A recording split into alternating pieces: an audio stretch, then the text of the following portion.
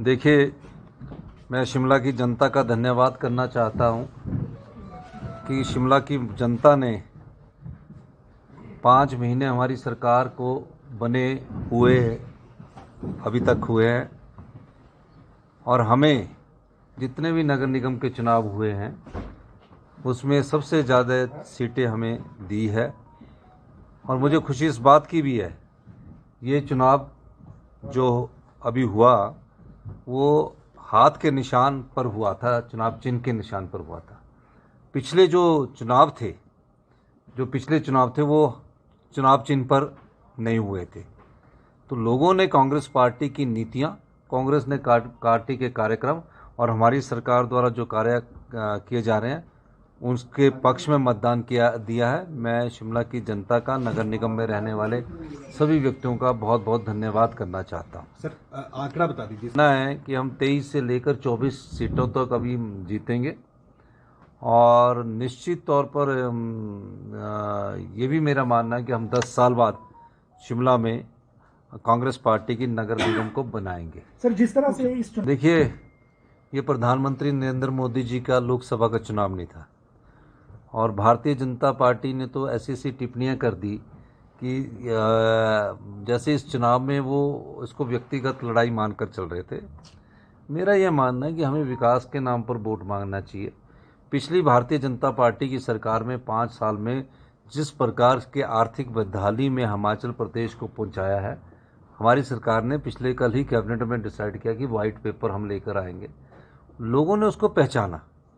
आप जनता को ज़्यादा दिन तक ठग कर नहीं रह सकते और इस दृष्टिकोण से उन्होंने हमारी बात को सुना और मुझे इस बात की बड़ी खुशी है कि हमारे जितने भी सरकार में मंत्रिमंडल के हमारे सहयोगी थे उन्होंने भी पूरा काम किया, हमारे कांग्रेस पार्टी के कार्यकर्ताओं ने भी पूरा काम किया और सभी को मैं बहुत बहुत धन्यवाद करना चाहता हूं कि अब हमें शिमला नगर निगम में जब हमारी कारपोरेशन बनी है, प्रदेश में हमारी सरकार है, कि अब हमें शिमला को सुंदर बनाने के लिए, शिमला को ये बिजली की तारों के जाल से छुटकारा दिलाने के लिए, शिमला में स्वच्छ पानी उपलब्ध करवाने के दृष्टिकोण से हमारे सभी पार्षद सेवा भाव से काम करेंगे और हमारा पूरा सरकार का सहयोग कांग्रेस की जो 10 साल बाद नगर निगम बनी है उनमें सभी पार्षदों को होगा। सर, आप तो चुनाव रूटीन में एक सिलेक्शन होता है, वो चर्चा वो हम अपनी प्रदेशाध्यक्ष श्रीमती प्रतिभा सिंह जी से चर्चा करने के बाद अपने एक जो हमारे सीनियर लोग हैं उनकी एक कमेटी बनाएंगे और उसके बाद मेयर और डिप्टी मेयर का चुनाव किया जाएगा। मुझे ये बताते हुए खुशी हो रही है कि जो हिमाचल की जनता है, क्योंकि शिमला कारपोरेशन एक ना मिनी हिमाचल है जहाँ सभी प्रदेश के लोग रहते हैं, सरकारी कर्मचारी रहते हैं, बुद्धिजीवी वर्ग रहता है, पत्रकार बंधु रहते हैं। छोटी सी बात को भी वो सारे अच्छी तरह समझते हैं।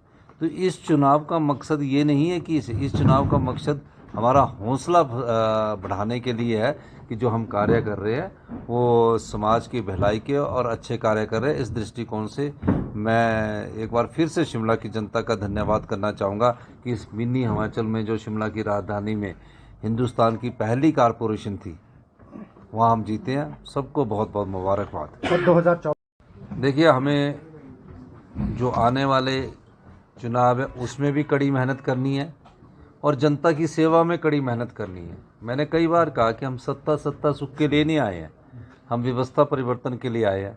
हम चाहते हैं कि प्रदेश की जो आर्थिक बदहाली है उस अर्थव्यवस्था को 4 साल में पटड़ी पर लाया जाए और आने वाले 10 साल में हिमाचल प्रदेश हिंदुस्तान का सबसे समृद्धशाली और अमीर राज्य बने। मैं इस दृष्टिकोण से काम कर रहा हूँ। मैं चुनाव की दृष्टिकोण से काम नहीं कर रहा। मैं जो भी काम कर रहा हूँ वो इस दृष्टिकोण से कर रहा हूँ कि कैसे हम आम लोग, आम परिवार के लोगों, गरीब आदमी का कैसे भला कर सके, उस दृष्टिकोण से काम कर रहा हूँ। मेरा कोई मकसद ये नहीं है कि कारपोरेशन चुनाव जीत गए, लोकसभा चुनाव जीतेंगे।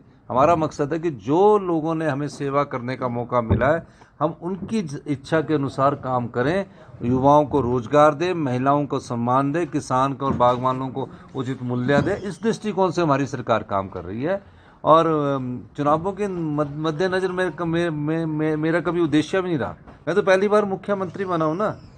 हम रात के 12-1 बजे तक हमारे मंत्रिमंडल के सभी मंत्री बैठे रहते हैं, काम करते हैं, नीतियां बना रहे हैं। कई जगह हमसे गलतियां भी होती है, उसमें सुधार करते हैं, तो हम सुधार करके आगे बढ़ना चाहते हैं। सीख रहे हैं, हम काम कर रहे हैं ताकि इस प्रदेश को अपने पैरों पर खड़ा हो। हमें केंद्र की भी चुनौतियों का सामना करना पड़ रहा है वाटर सेस के मामले में, हम हर दृष्टि से कार्य कर रहे हैं।